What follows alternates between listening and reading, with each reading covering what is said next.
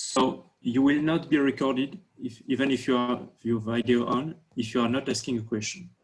Unless you ask a question, your video will not be recorded. Only the speaker will be recorded and also the slides. So the coffee breaks are not recorded either. There was no coffee break prior to the talk, but there may be at the end if you wish to stay. We will make the slides available from the web page. And it would be nice if some of you, most of you, could have the video on so that Amina can have some feedback, some, you know, some real feeling. Maybe I will cut mine. Or you can keep it. It's encouraged that you keep it. Ah, okay. So, sure. So you're also welcome to ask questions during the talk. If you want to do so, you go to the participant menu and there is a raise hand option. If you raise your hand, I will be able to see it. And from that, I will be able to give you, to unmute you and so on. If you want to report something like an inappropriate behavior or tell me that you want to ask a question but can't raise your hand or this kind of thing, you can use the chat. Normally the chat is only enabled so that you can talk to a host, chat with a host.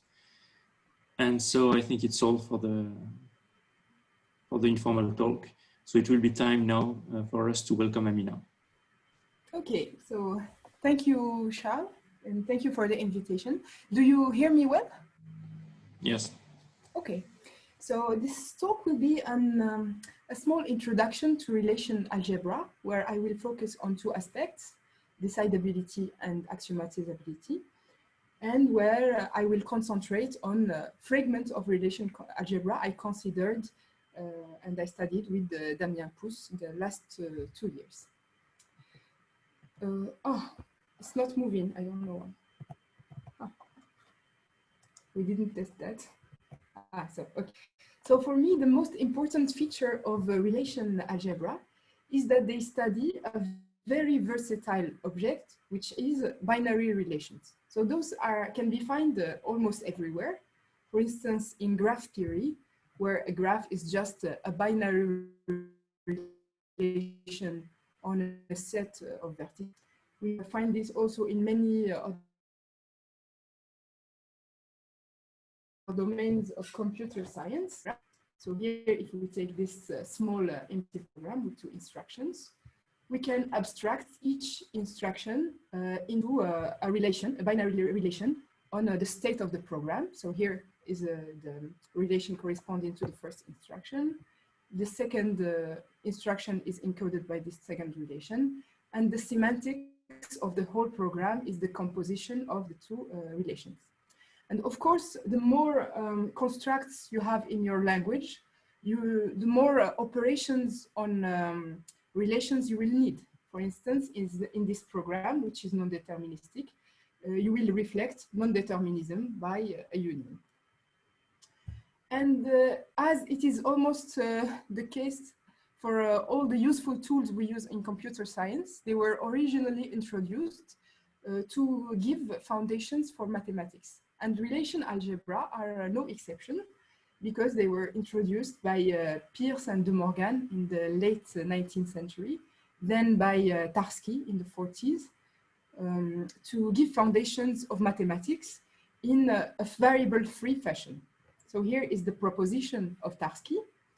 He considers 2 binary relations, membership and identity, and 4 operations on them: union, composition, converse, and complement. And for him, a mathematical sentence is an equation of this form, E equals F, where E and F are expressions generated by these binary 2 relations and by these 4 operations. So, relations usually come with a bunch of operations, like the one we've seen. And this is the reason why I speak about relation algebra, because we have operations that takes as input some relations and transform them into new relations. For example, the composition is an operation on relations. The union and the intersections are also classical operations on relations. We have this nullary relational operators, which are the identity and the empty operation. The transitive closure, it's a unary operation, which performs the transitive closure of relations. The converse, which swaps the pairs in the relation. And the complement, which is the complement of a relation seen as a set. So once we fix a set of operators or operations on relations, it's natural to ask which laws are valid and which are not. So here are some examples of valid laws. Here is an equality, this is an inclusion, and this is not a valid law. So here by valid law, I mean that no matter how you interpret these letters R, S, and T as binary relations, and when you interpret composition as composition of relations and iteration as the transitive closure of relations, you should obtain the same binary relation on the two sides, or an inclusion of the relation in the case of inclusions. So this is what I call a valid law. And the set of valid laws is what we call an equational theory. So regarding the applications I was talking about, it's a natural question to try to figure out which equations are valid and which are not, because a valid equation may reflect the isomorphism between two graphs, or the semantical equivalence between two programs, or a validity of a mathematical sentence. So it's a natural question to try to figure out which laws are valid. Now, in this perspective, two questions are natural. The first one is decidability, and the second one is axiomatizability. So for decidability, it's the question which tries to find an algorithm which inputs two expressions, E and F, and answers yes if E equals S, F is a valid law, is a universal law, and no otherwise. So of course, the existence or not of such algorithms depends on the set of operators we consider. For instance, the operator of complement is known to bring a lot of undecidability. So I will not consider it here in this presentation. Instead, I will consider this set of operators, which I call the Kleene lattice operators. So it contains the intersection, the composition, the transitive closure, the union, the identity, and the full relation top. So this fragment is decidable, and actually we know the complexity of a lot of fragments of this set of operations. For instance, we know that the whole set of Kleene lattice operators is X-space complete. Even when we remove the two constants, it stays X-space complete. But when we remove the intersection, now we become P-space complete. And if we consider only intersection, composition, and the units, this is what we call the semi-lattice monoid fragment. Now we become a polynomial. So this is for decidability. Now for axiomatizability. What is an axiomatization? So an axiomatization is a set of axioms, either of the form of equations like this, E equals F, or of the form of implications, which we call quasi-equations. And starting from these axioms, we can form new equations by combining them using some deduction rules. So for instance, we can use the modus ponens, which is just the transitivity of equality. We can use this deduction rule, which says that if I have an equation, then I can apply a substitution, which replaces letters by new expressions. So if this is a valid law, then this is also a valid law. Now an axiomatization is just a set of axioms from which we can deduce the whole equational theory. So when the axioms are of the form of equations, I will speak about an axiomatization, simply an axiomatization. When my axioms contain some quasi-equations, some implications like that, I will talk about a quasi-axiomatization.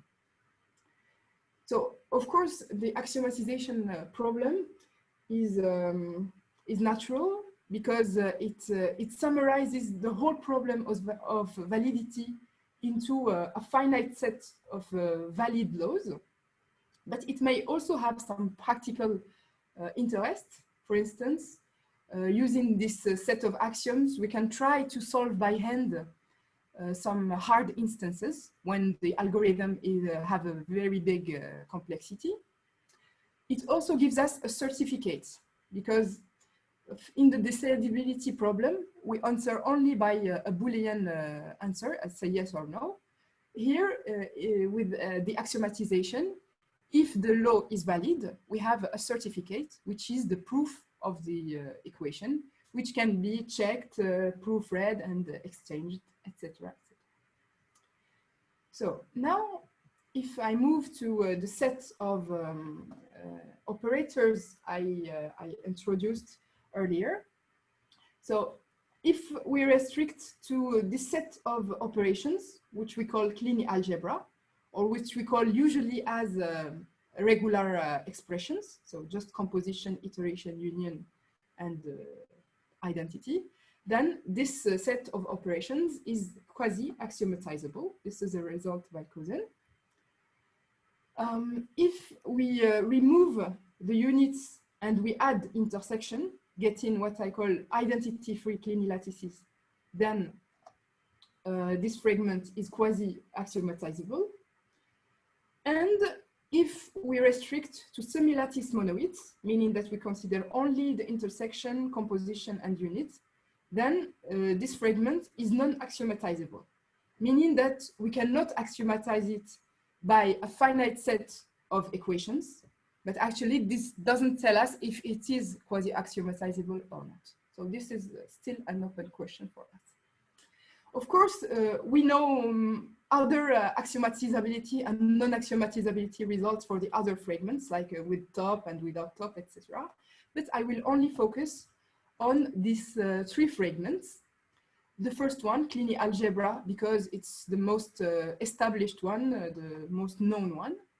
And the two others, the positive axiomatizability result for identity-free Kleene lattices, and the negative result for semi-lattice monoids. So let me start with Kleene algebra. So as I told you, the expressions we consider here are what we call regular expressions. And to each regular expression, we can associate a language of words in the usual way. So here are just some examples of regular languages of some expressions. And Pratt used this language, the language of expression, to characterize a relational inclusion between expressions. He established that we have relational inclusion if and only if we have language inclusion between the two expressions. So this is a strong result because it gives us decidability. Since we know that language inclusion is decidable for regular languages, for instance, by going through automata, non-deterministic finite automata, we know that this, the equational theory is decidable. Now, let's move to axiomatization. So Cozen gave this natural set of axioms, which contains the axioms of an idempotent summary, which describes the behavior of the union, the composition, and the unit. Then two axioms, or quasi-equation, describing the behavior of the iteration. So those two axioms say that the iteration is a least fixed point, literally. And we write Ka proves this inequation if it follows from the axioms of Kleene algebra. So what Cousins showed is that this is a sound and complete axiomatization. So soundness is easy because it's enough to check that each law is valid. Completeness is much more involved. And to prove that, actually, he went through the characterization theorem. He actually shows that when we have language inclusion, then we have probability. And he does that by reflecting some automata theoretical constructions. So we will be inspired by such techniques in our proofs. So now let me move to the identity-free Kleene lattice fragment. So the expressions contain now the intersection operation, but we don't have anymore the units. So we can associate to each expression like this a language of words in a natural way by interpreting intersection, language of intersection, as the intersection of the two languages. And we can wonder if we have a characterization theorem like for Kleene algebra. And this is not the case because of this counterexample. For example, we have that the language of A inter B is a subset of the language of C. Here, A inter B, the language of A inter B is the empty set because the language of A is just the one letter, the word A, and the language of B is the word B. So their intersection is the empty set. So we have this inclusion.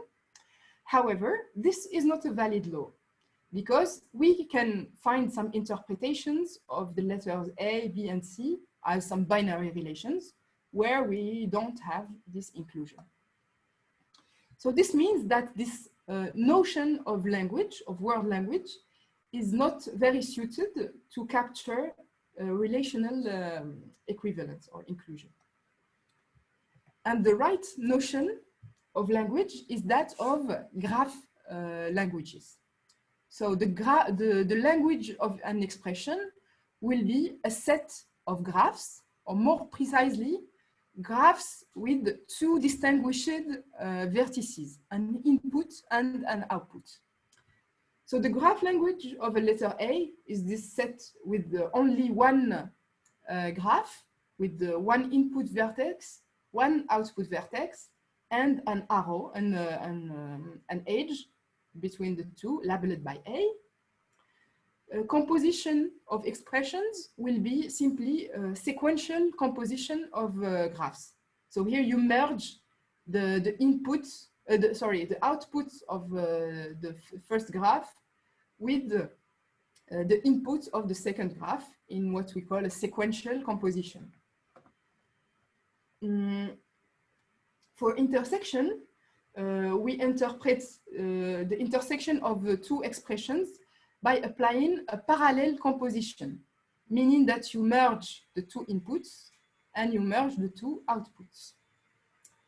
For union, it's just the set union of the two graph languages. For example, the graph language of this expression.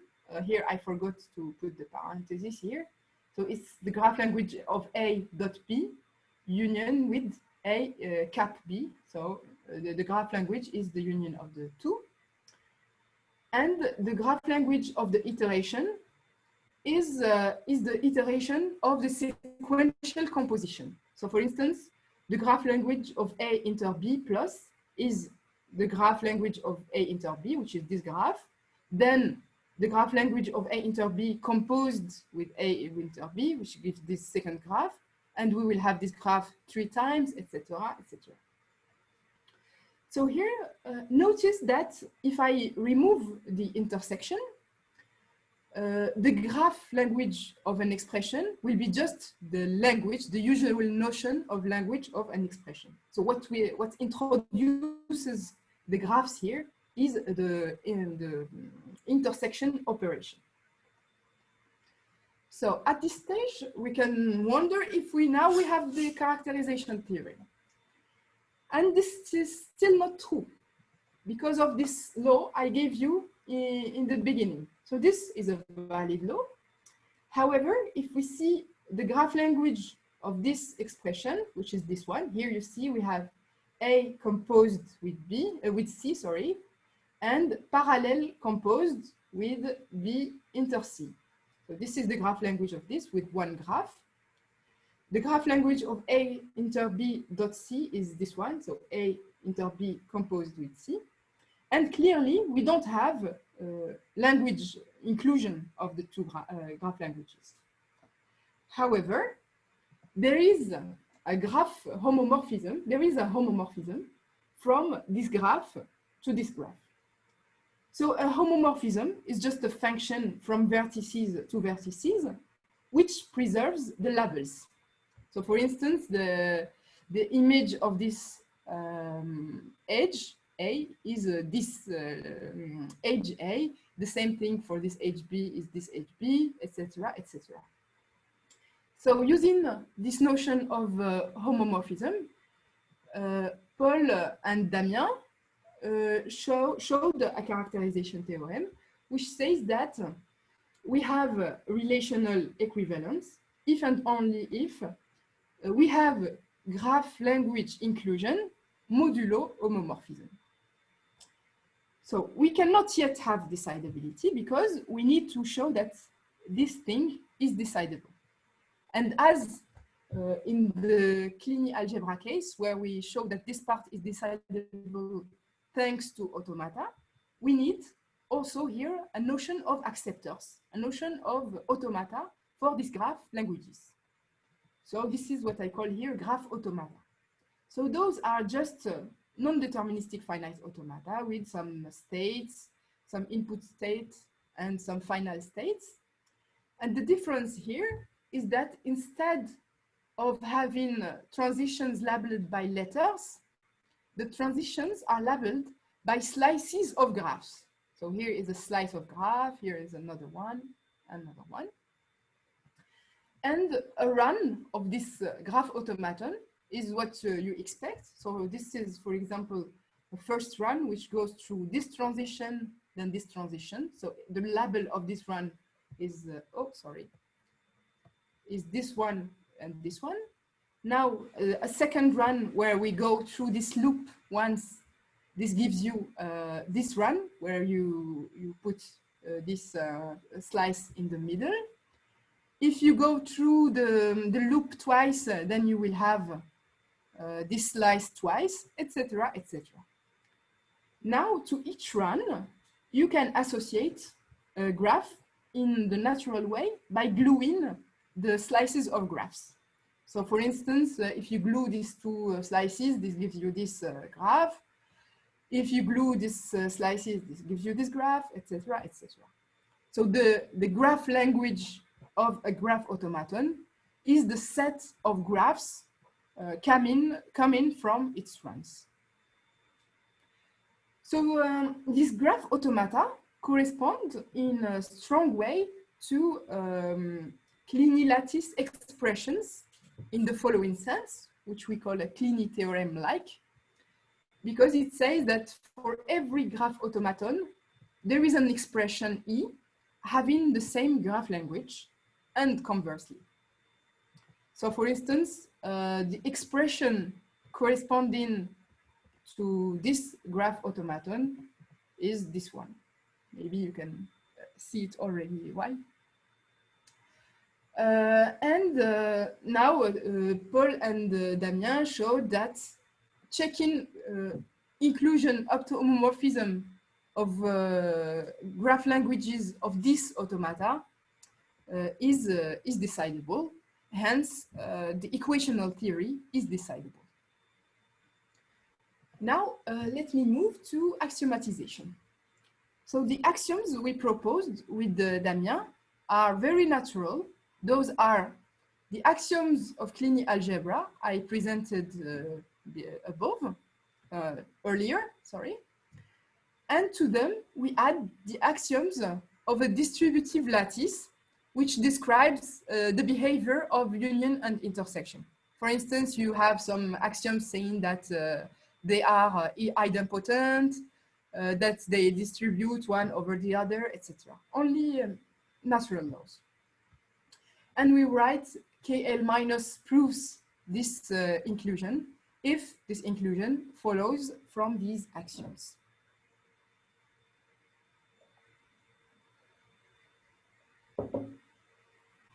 So we showed with Damien that this is a sound and complete axiomatization for relational equivalence, inclusion.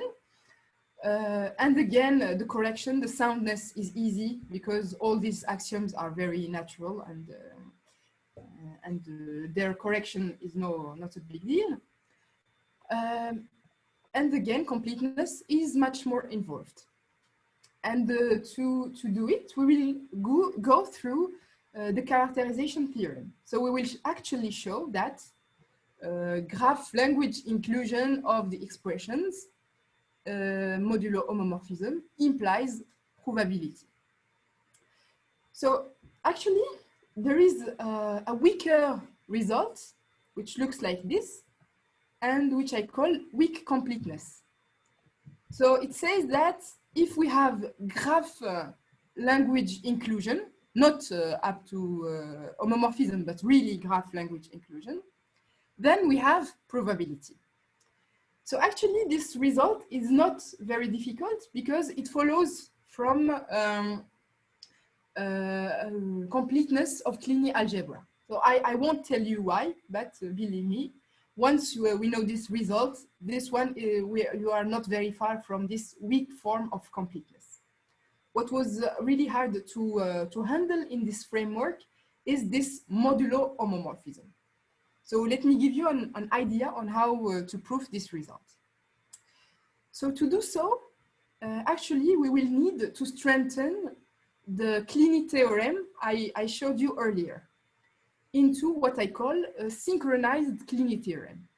So this theorem says that if P and Q are some graph automata whose graph languages are related by inclusion modulo homomorphism, then we can find the two expressions, E and F, such that the graph language of E is the graph language of P, the graph language of F is the graph language of Q, and the two expressions are related by probability. So this is a form of Kleene theorem because it tells us that when you have a graph automaton, you can turn it into an expression.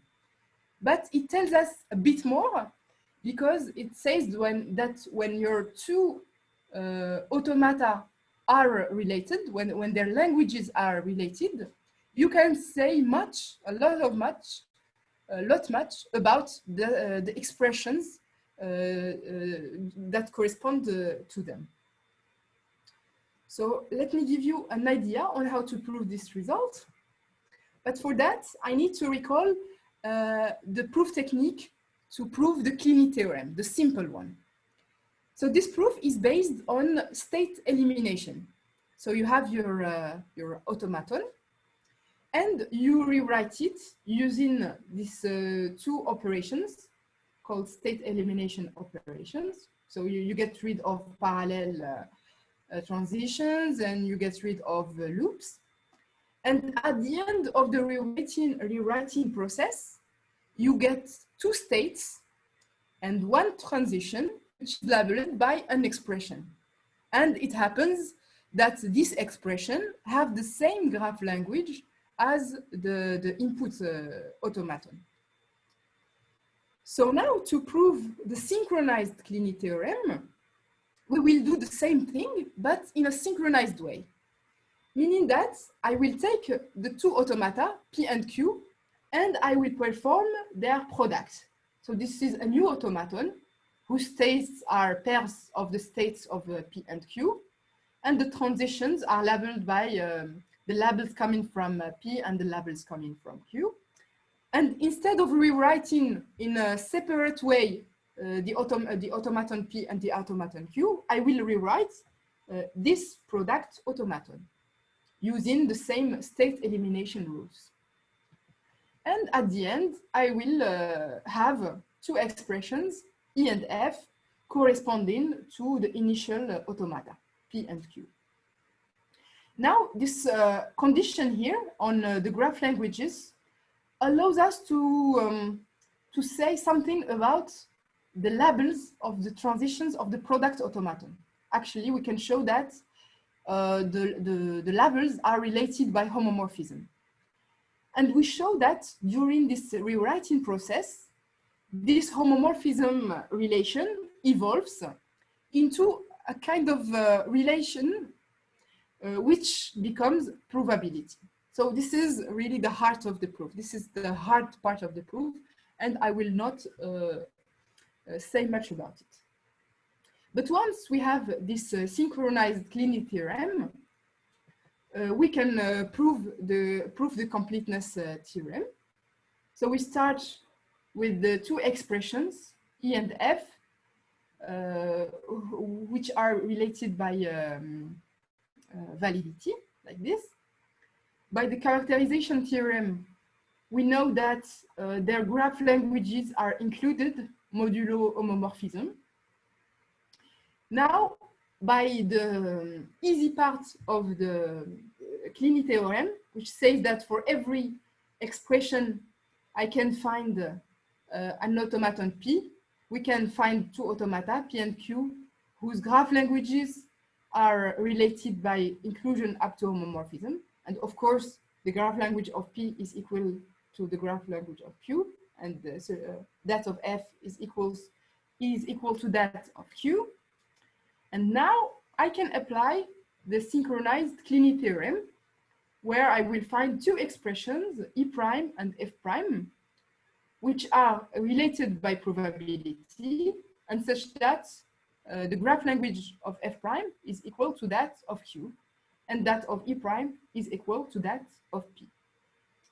So now, since I preserved the graph language through these two arrows, I have also that the graph language of E is the same thing as the graph language of E prime. So in particular, they are included one into the other. And the same thing here between F prime and F. And by the weak form of completeness, which follows from the completeness theorem of Kleene algebra, I know that I have provability for these two inclusions. So now I only need to do a big modus ponens to have a proof of this inequation. So actually here it may seem a bit stupid to go through automata then to go back to expressions, but this is this path which takes us through automata, which allows us to restructure the expressions in such a way that it is clear that they are provable one from the other. I don't know if what I'm saying is clear or not. Okay, so let me move to the last part of the presentation about semi-lattice monoids. So Amina, let me point you out that you have 5 to 10 minutes left. 5 to 10 minutes, okay. Yes. I'm almost done. So the expressions, the semi-lattice monoid expressions contain intersection, composition, and the unit one. And we can associate to every expression a graph language as usual. But actually, since we don't have union and iteration, the graph language of an expression is just a singleton, is just one expression. And this is why I talk about the graph of an expression, not the graph language of an expression. So the graph of the expression A is just the graph with one edge labeled A. Composition is sequential composition as usual. Intersection is as usual. The new thing here is the interpretation of the unit. So the graph of one is just one vertex, which is at the same time the input and the output. So this may seem harmless, but actually it introduces a lot of difficulty because now we can have some cycles, some self loops, for example. Here the graph of A intersected with 1 is this self loop A, because I equated the input with the output.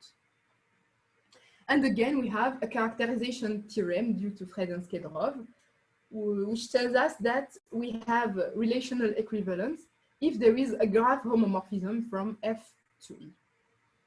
So using this characterization, it's clear that the relational equivalence is decidable because graph homomorphism is decidable. Someone raised the hand. Charles? Yes, thank you. I will take care of that. So Pavel, I will spotlight you. And now I will give you the right to speak. Okay. Okay, so sorry for the interruption. Thanks. I'm really enjoying the talk. But I was wondering, you're attributing this theorem to Fred and Shedrov, but there was also some work by Chandra and Mellon, no, on the on conjunction. I know that there is another reference. I just put the oldest one, but. Oh, okay. Thank you.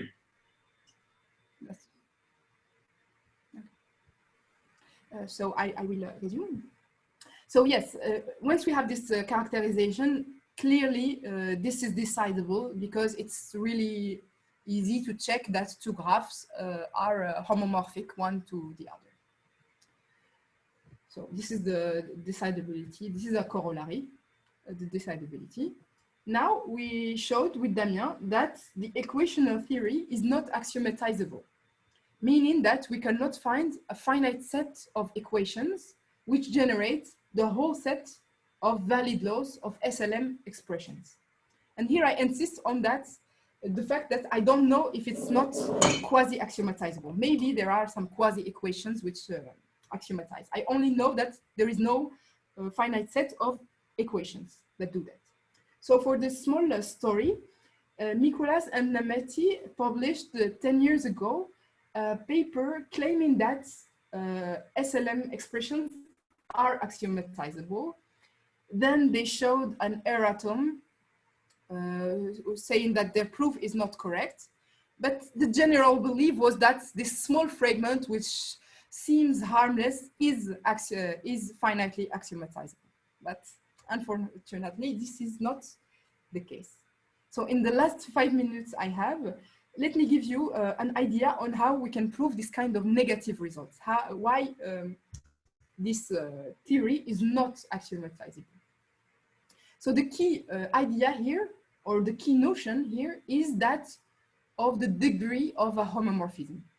So if you look into a homomorphism of graphs in the eyes, you will see that it's an operation that merges some nodes into a single node.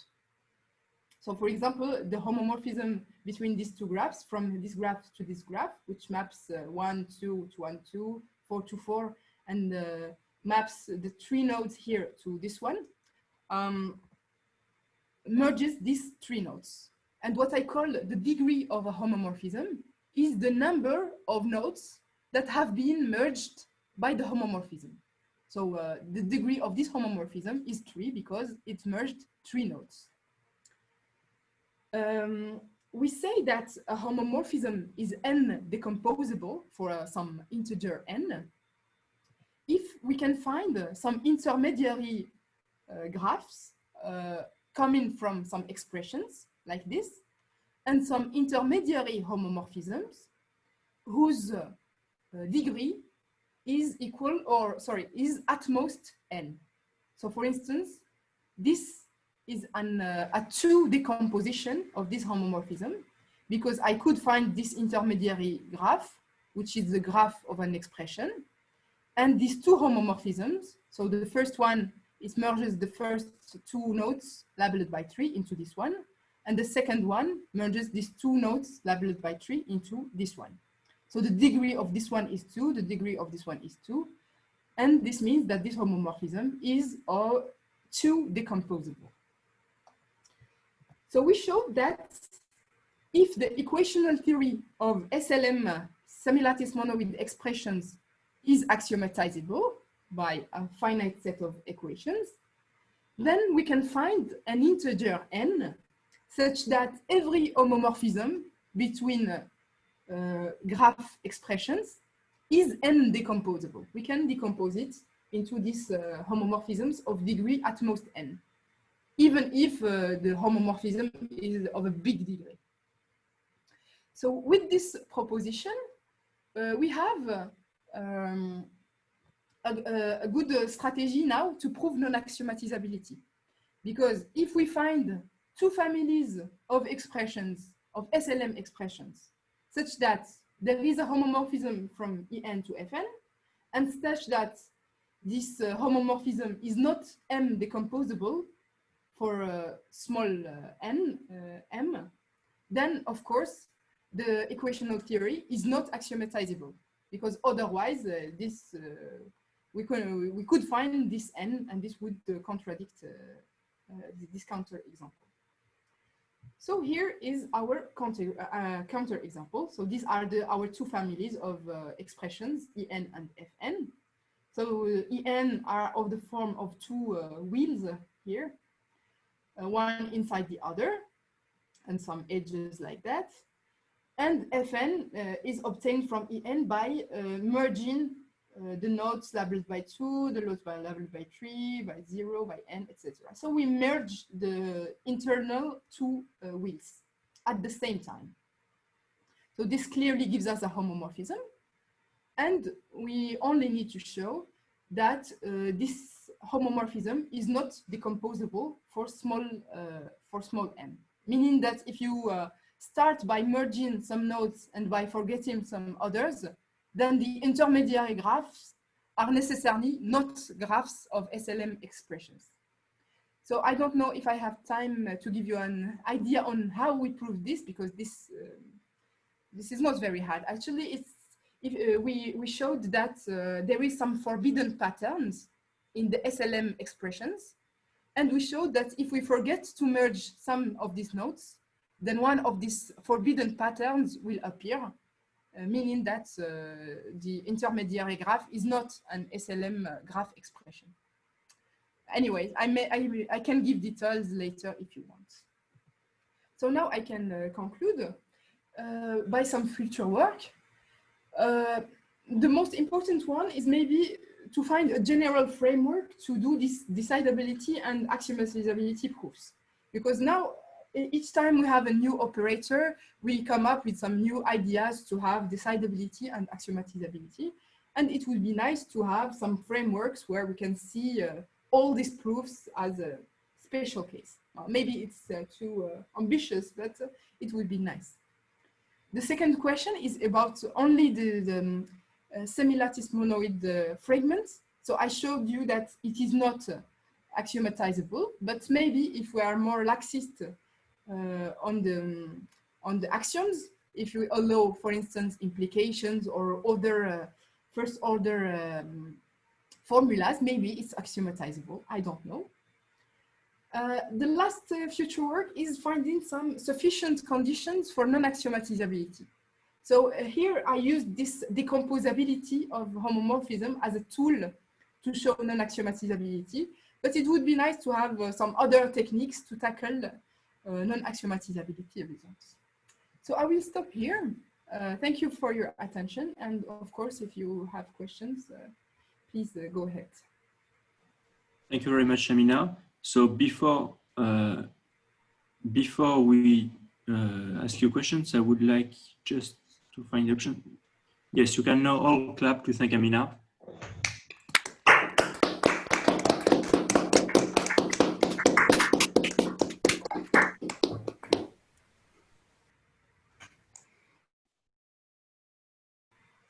And now you can ask questions by raising your hand.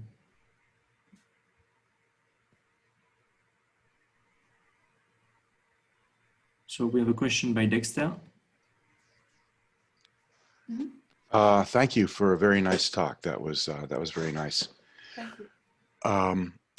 There's some recent work on Kleene algebra with a shuffle operator, concurrent Kleene algebra, which has a shuffle operator, and there are some models based on POM sets, partially ordered multisets, which look very much, very suspiciously like your graphs.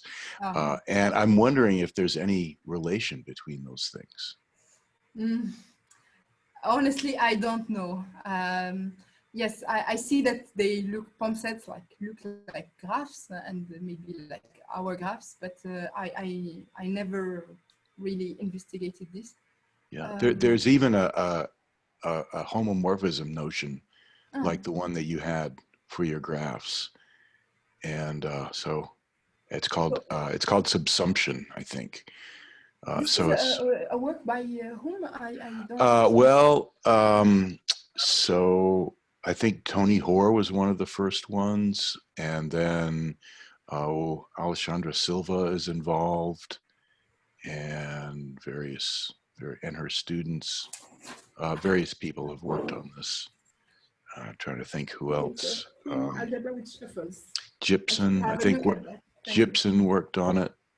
Gypsum. There's a bunch of papers in the ROMIX workshop proceedings, which I think you can find easily online. Mm-hmm. Thank you. Yeah. I should have a look at this, definitely. Thank you. Yeah, one other, can I keep going? Just one other quick thing about non-quasi axiomatizability. One technique there is just to show that it's not recursively, that the set of valid formulas is not recursively enumerable. And that's another technique that's been used in the past for other similar things. Okay. I'm not sure if this will work here, but yeah, maybe not. Okay. Thank you. Thank you, Dexter. So now we have a question by Pavel. Pavel, please go ahead. Hi, sorry. Hi again. Thanks again for the really nice talk. I'm definitely going to check out these latest papers of yours about the non-axiomatizability. But I was wondering, at the kind of root of a lot of this work is this deep relationship between graphs and homomorphisms on the one hand, and relations and relational inclusion on the other. So have you thought about, I mean, do you have a kind of a high level perspective on how this or why this correspondence exists? Because I know this, I mean, these things go back to the 70s, these sort of graph encodings of formulae for relations. But I was wondering if you had some kind of a high level perspective on this.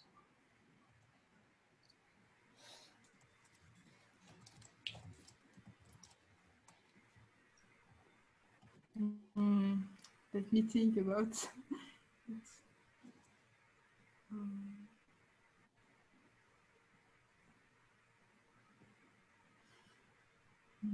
I don't know how to answer this question.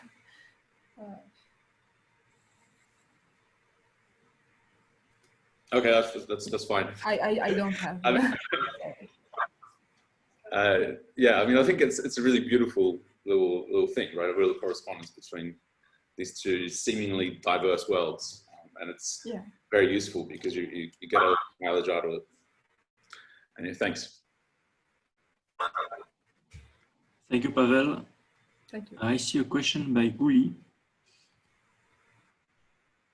Uli, where are you? I need to find you. Okay, so I will activate the sound for you, Lee, if it works. Yes, it did. Thank you very much. Also, thank you to Amina for a nice talk. So my connection keeps cutting off, so I don't know. Unfortunately, I couldn't listen to much of the discussion between Dexter and Amina. But so one thing I was wondering is, well, several things. Your technique for proving non-axiomatizability, it works at the level of graphs directly, right?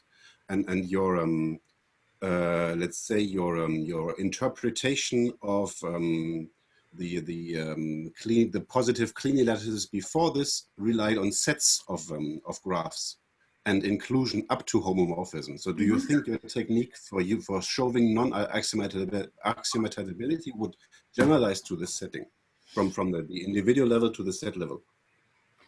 Yeah, it could, yes. I think it would be much harder to manipulate because what I put under the table when I say inclusion up to homomorphism, it means that for every graph on the left, there is a graph on the right such that there is a homomorphism. Yeah, exactly. Yes, yeah, there is two connectives for so all you have an exist extra, and so on. So yeah. it makes the thing maybe harder, but I don't see a restriction to use this technique. Okay, thank you.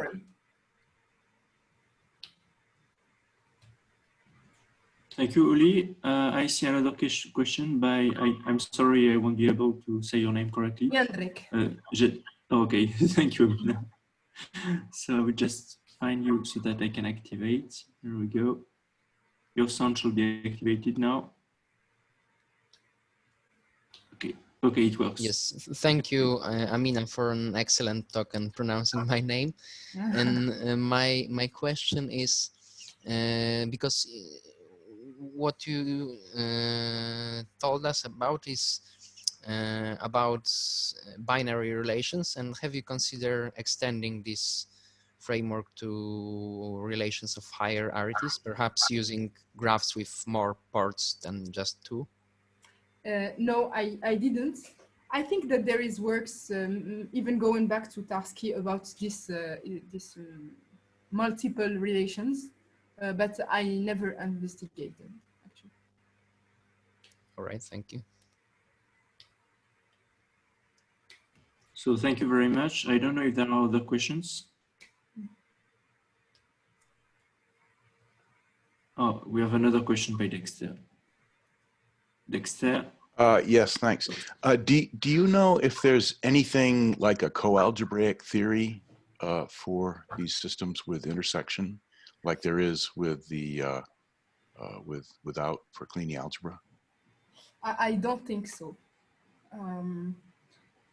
But maybe I'm not up to date. I don't think so. Okay. Great, thanks. Thank you. Thank you very much. I do not see any other question. Okay. If there is another question, please proceed in the next seconds. Please raise your hand. No, then I will just unmute you all so that we can thank Amina again. Thank you now.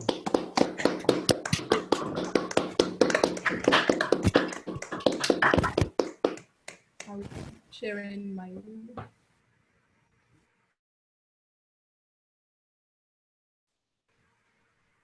Now, I would like to thank you all for coming, to thank Amina again for speaking. And I will just say that there is this coffee room thing. So if you want to stay for the coffee break, you will be dispatched to a 5 people room, so randomly. If you do not wish to stay for this coffee break, then please leave now. In 1 or 2 minutes, I will just proceed to dispatching people to the breaking rooms. Thank you very much for coming today.